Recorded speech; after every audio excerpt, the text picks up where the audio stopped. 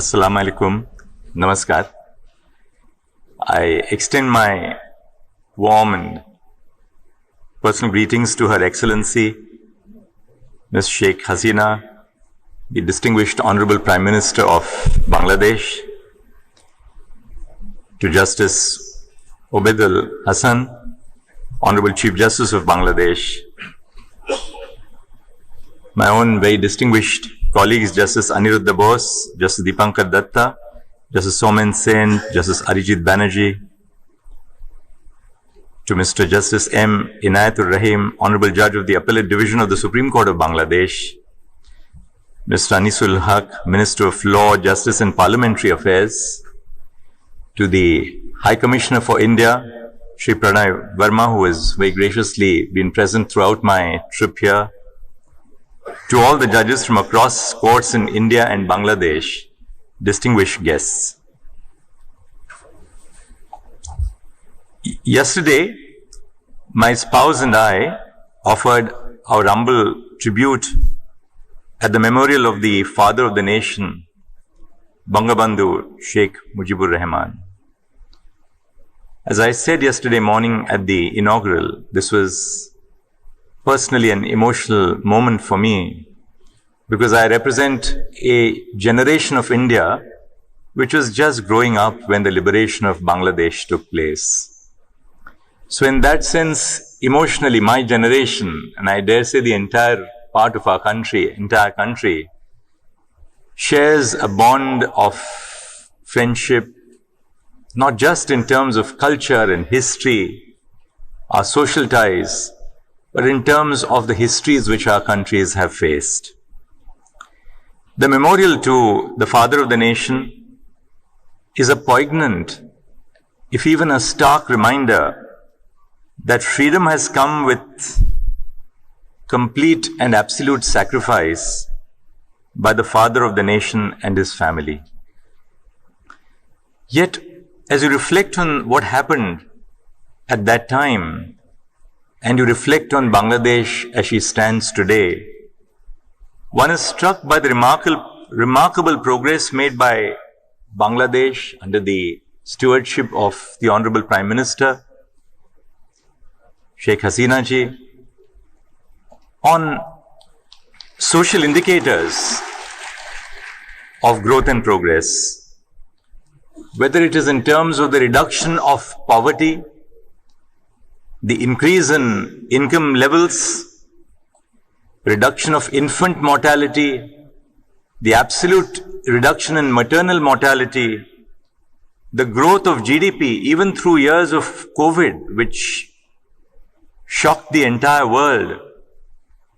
I think the examples and experiences of Bangladesh and India provide a clear indicator that democracy and the rule of law are consistent with bringing about an economic and social transformation in our societies. And coming here to Bangladesh, and I returned after a very long period of time, is a clear reflection of the progress which has been achieved by Bangladesh and India following institutional growth, commitment to democracy, commitment to constitutionalism and the rule of law. And with that, I offer my sincere tribute to the father of the nation and to the work which is being carried on by the government in Bangladesh under the able guidance of the Honorable Prime Minister. As we draw the curtains on this two-day conference on South Asian constitutional courts in the 21st century, lessons from Bangladesh and India, I congratulate the Supreme Court of Bangladesh for the initiative and industry in putting together this conference, particularly my very dear brother, Chief Justice Obaidul Hassan. I'm grateful to have been witness to this riveting and thought-provoking conference, and I sincerely hope that this is but the beginning of a sustained dialogue on comparative constitutional law and best practices across borders in and beyond South Asia. Honorable Justice Obaidul Hassan has kindly agreed to celebrate the Supreme Court of India's Foundation Day, and he and his gracious spouse visited us to celebrate in our own happiness. We are together in times of need, and we are together in times of happiness and celebration as well. He can perhaps relate with my experience when I say that we have a shared legacy of legal and cultural traits that predates our independence. Our judicial traditions are a reflection of these values, and I am immensely hopeful that we can only move forward from here. Dialogues such as this conference serve as a reaffirmation of the judicial and legal camaraderie which we share. As the constitutional journeys of India and Bangladesh clocked 75 years and 51 years respectively, it is indeed challenging to compress them into a nutshell without risking generalizations. Even as we talk of these milestones in the context of the democratic and constitutional journeys of Bangladesh and India, I believe their significance can best be appreciated in the context of their origin and evolution. Dialogues and conversations such as this one are significant precisely because they help us contextualize our constitutional histories, find streams of commonalities and divergences, and eventually help us share the learnings. The colonization of the legal systems is the primary imprint of colonial rule. The colonial legal system, by its very nature, had entrenched graded structural inequality. Our public institutions were then interested in consolidating power more than working for the welfare and the interest of her citizens. The first challenge that we as independent nations faced was to establish a constitutional order premised on the principles of equality and liberty, a constitutional order without any vestiges of colonial legacy. The Government of India Act 1935, the predecessor of the constitutions of India and Bangladesh, set off all of us to a structured and stable start. Constitutions and their longevity turn frequently on their foresight and on the continued relevance of the institutions which they create. While stability is desirable, stability must never be confused with stagnation. We recognize that our constitutions are living documents. The constitutions of Bangladesh and India proclaim that they are given to the people by the people themselves. In that sense, they do make a considerable break from the past. It goes without saying that the founding moments of our constitutions do not only depict a legal transition, they also depict a transition of social and cultural practices. Practices that were steeped in inequality were brought in tune with constitutional values. The doubts about the suitability of constitutions and their stability gradually weakened. When the Indian Constitution was born and adopted, people asked, is this constitution going to survive? Bangladesh herself faced trials and tribulations. But the authority of our constitutions came to be accepted, not only because of the history of political struggles that preceded the constitution framing processes, but also due to what followed. The adoption of the constitution itself does not eliminate inequality, but it was the start of a gradual yet significant change in our societies. Our constitution recognized our people as rights-bearing citizens rather than subjects of a foreign sovereign power. The constitution established systems of writ-issuing courts which are open to anyone with a legitimate grievance. It is a final court of appeal which functioned without the interference of a foreign court or body. Our second challenge as newly independent nations was to restore people's confidence in governments, courts, and other public institutions that had come to be synonymous with structures of imperial authority. This is a slow, gradual, and continuing process. Constitutions by their nature are blueprints and not detailed, ready reckoners for all contingencies. Constitutions are not like the Income Tax Act. It falls on us to take the Constitution to the lives of people who are the source of our authority. The mandate of the courts is effectively met if and only if we meaningfully secure the principles that the Constitution promises them, liberty, equality, and non-discrimination and due process. The legitimacy of the institution of governance, including the courts, is primarily dependent on the functioning of institutions within the limits prescribed by the Constitution. The confidence of the people in the Constitution is in fact only when institutions of governance, be it Parliament, the Central Investigative Agency, the Election Commission, or the Supreme Court, rise to the occasion. Institutions rise to the occasion not in situations which have clear-cut answers, but in situations of ambiguity and uncertainty. The Constitution of India recognizes the existing social prejudices in the society and creates frameworks for overcoming them. For instance, Article 15 of our Constitution contains the non-discrimination clause, which prohibits discrimination based only on certain identities such as gender, caste, class, place of birth, and race. In Air India versus Nargesh Mirza in 1983, a law that, among other things, compelled air hostesses to retire on their first pregnancy was challenged.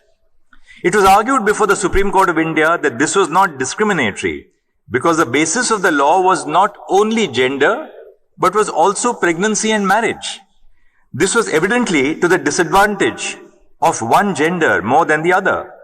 However, in 1983, the Supreme Court of India in Nargesh Mirza's case held that since Article 15 prohibited discrimination on grounds only of sex, the provision could not be invalidated for violating Article 15. Yet, in Navtej Johar versus Union of India, a judgment in which I also spoke for the Supreme Court overruled Nargesh Mirza's case. Our court held that while such classification was based on considerations not prohibited by Article 15 expressly, such considerations propagate stereotypical norms about gender. Such laws, though facially neutral, impacted one group, namely women, more than the other. The court underlined that inequality could not be boxed into neat categories, but had to be found in intersections of these categories.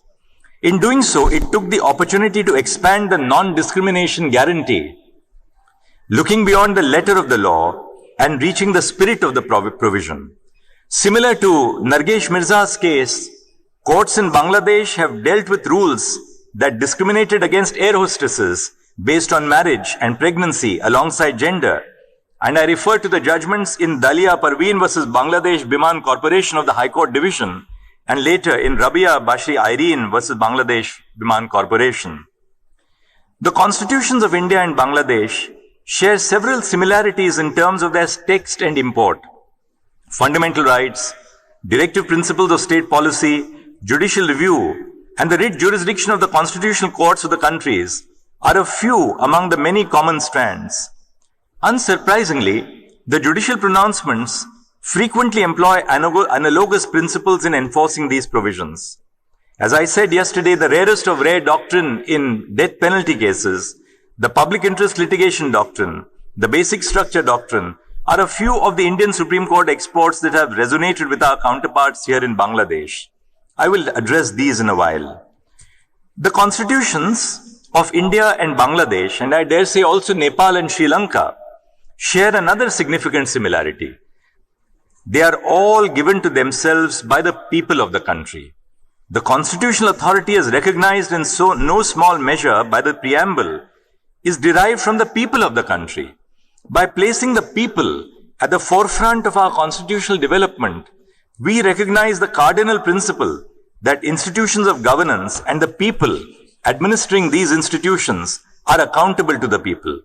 It cannot be gainsaid that the people of the country are not a uniform monolith. They are a rather complex conglomeration of diverse, differently placed individuals.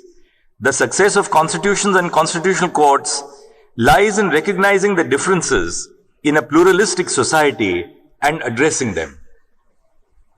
South Asian countries, though uniquely positioned in their respective post-colonial constitutional journeys, share various legal and contextual similarities.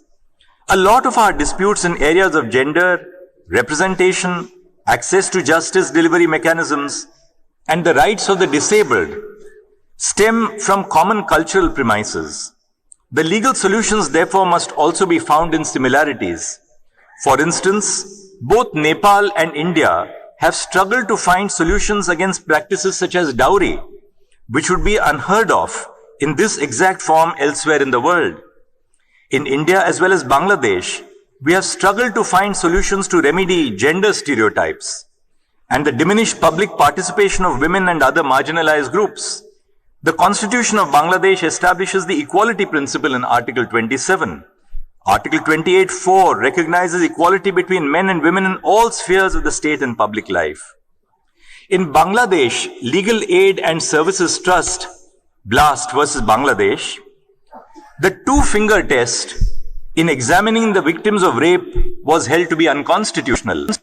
The Indian Supreme Court in Lilu versus Haryana had similarly found that this test was intrusive, unscientific, and undermined the dignity of the victims of rape. I use these instances to demonstrate how two distinct national systems have, in their democratic history, encountered similar hurdles and attempted to surmount them. In addressing these issues, the courts, as bulwarks of constitutional rights, have arrived at similar constitutional solutions to these problems. The Indian Supreme Court, through PIL or public interest litigation, has liberalized access to courts by diluting the standards of locus standi, who can approach the courts. It has appropriately been named social action litigation in Bangladesh, and has been successfully employed to champion public causes such as non-discrimination and environmental preservation. Constitutional developments arrive in one country and around the same time as they do in another. Judges addressing similar problems cannot close their eyes to the opinions of judges who have grappled with them, even if to distinguish their problem from others. A comparative constitutional response is thus the way forward for our similar systems. This is the very thrust of dialogic comparative constitutionalism. Our laws would be better tested regardless of the outcomes if they are tested against the wider touchstone of jurisprudence stemming from our neighborhood. The object is not mere legal imitation, but to achieve critical, dialogue-led self-reflection. The recognition of the public place as a specific site of discrimination, overt and subtle, is significant in our cultural context, both in Bangladesh and India. It is comparatively easier to spot overt instances of discrimination and exclusionary norms. Our constitutions, though contextualized, retain features of public institutions that were associated with pre-democracy colonial legacy. The challenge, therefore, before us is to shed antiquated notions of our public institutions, such as our courts. We must, in our policies, as much as in our laws, demonstrate our commitment to inclusion and diversity. Everything from the language of the law to its processes to its infrastructure must reflect this commitment. For instance, unlike in the US and UK, where legislation prohibited women's entry into the bar, India, to the contrary, expressly proscribed and prohibited sex-based disqualification from practice. Cornelia Sorabji, the first woman to practice law in India, and many more like her, still battle gendered perceptions in entering the profession almost entirely dominated by men. Similarly, Bangladesh is also leading from the front, indicating that societies in the global south can be the forerunners of societal change, particularly gender justice. I want to spend just a few moments at this point, forgive me for doing that, and I want to speak about the legal profession. The legal profession traditionally has been male-dominated. It has been patriarchal. The spread of legal education has changed the male-dominated nature of legal education and profession. More and more parents, more and more young girls are entering the legal profession in India, in Bangladesh, and in our neighborhood. It has created new avenues for women. Transactional lawyering, for instance, where women don't come to court, but do their work in structuring transactions, both domestic and international, have given the place for women because that is where meritocracy is succeeding. What we have learned in India is that when you create a level playing field for women, women succeed like no other person in our society. For example, in the new recruitment to the district judiciary in India at the lowest levels, namely the civil judge junior divisions, over 50% of the new recruits are women coming in on their own merit. Between 1950 and 2024, all of 11 women lawyers were designated as senior counsel by the Supreme Court of India. In the month of February, in one go, we designated 12 women lawyers as senior counsel.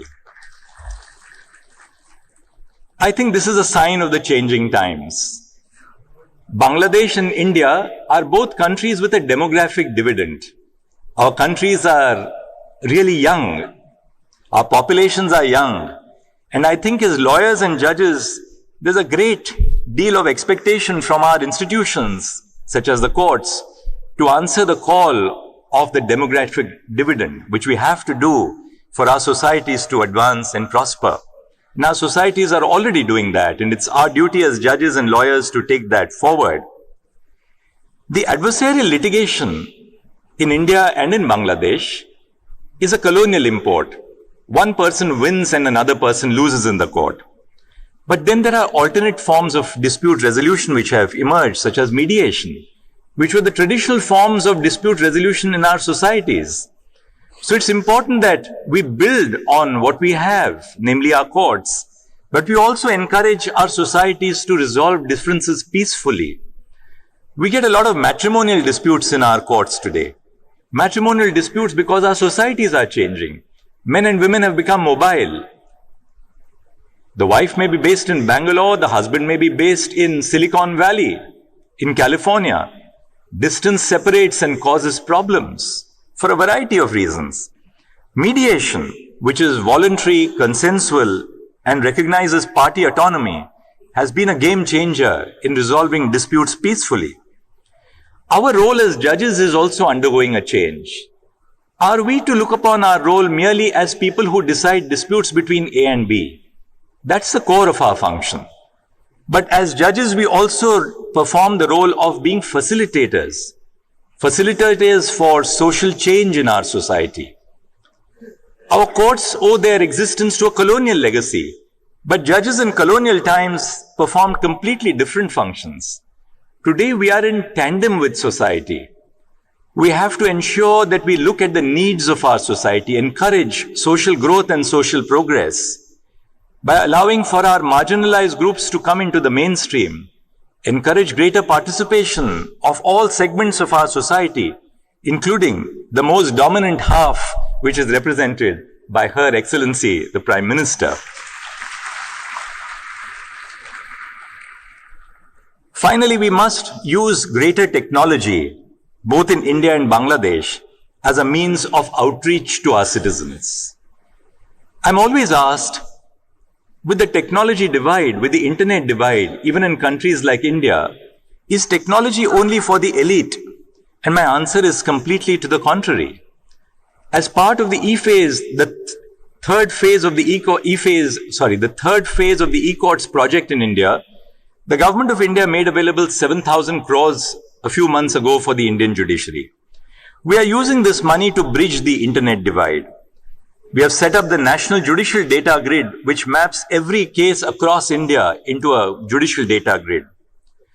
We have put forth the digital SCR, or the Supreme Court resources, the Supreme Court reports, which is available free of charge, not only to Indian citizens, but to people across the world, so that we publicize our own judgments.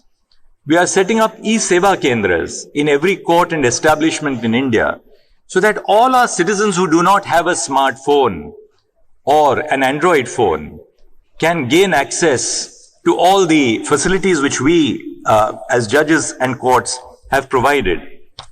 In conclusion then, may I say that a conversation about constitutional developments in South Asia is incomplete without access to constitutional courts. We must recognize that seemingly basic facilities such as washrooms, ramps, and appropriate seating in court complexes can be important enablers of access to courts. There are other barriers to access. As lawyers and judges, we are given to believe that our laws and judgments are accessible merely because they are publicly available. We must make sure that we as judges and courts learn to communicate to our citizens. We have to reach out to our citizens. We cannot expect our citizens to reach out to us. That represents the changing face of our societies. As we aggregate our similarities and identify divergences, we must strike a delicate balance. We must neither gloss over details nor fixate on them.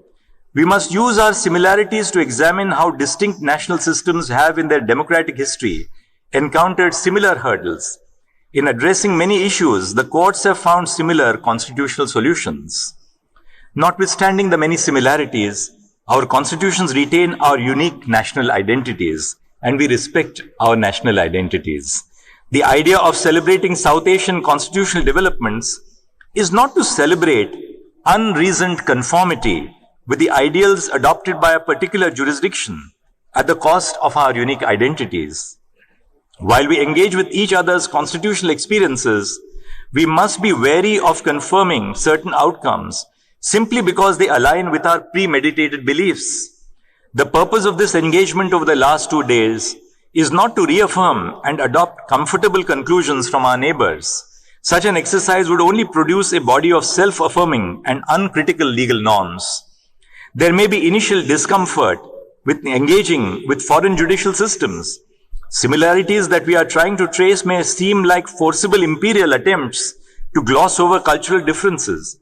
However, to my mind, the purpose of this conference and the constitution-centric engagement is entirely different. It is not to obtain homogeneity of outcomes, but to have a meaningful, even critical conversation about what we can do better, mistakes we can avoid, and lessons we can learn. We can ill afford the comfort of relying solely on inward-looking national experiences. Conferences such as this demonstrate our shared commitment to creating what I believe are learning legal systems which are always at work, always in the service of our people. I am confident that conversations such as this will help us appreciate each other's legal systems better and learn from them.